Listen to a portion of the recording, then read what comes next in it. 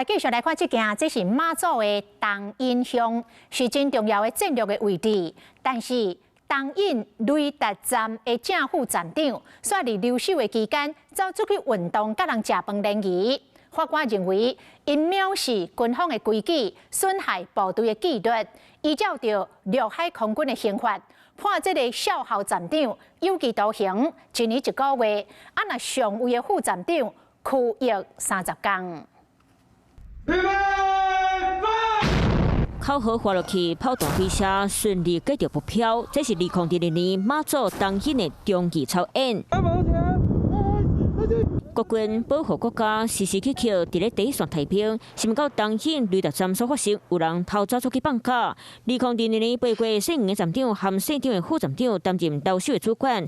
本地应该24点钟伫咧营区太平，煞走去运动，甲人食饭，互掠着。法官认为，因的行为无伫插军长的规矩，判省营站长有期徒刑1年1个月，省长的副站长拘留30天。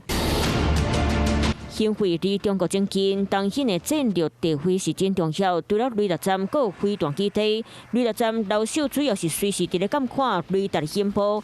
若是有发生状况，无随通报，后果可能真惨。东引的战略地位非常重要，借由它的丘陵地形，这是标高在170公尺之间，上面设的海空军的雷达就可以看得很远，可以监控中共东部战区沿岸的这个海空的活动。省营站长和省长的副站长徛伫咧上前线，因为一点点无够细腻，拢有可能互全民拄着危险。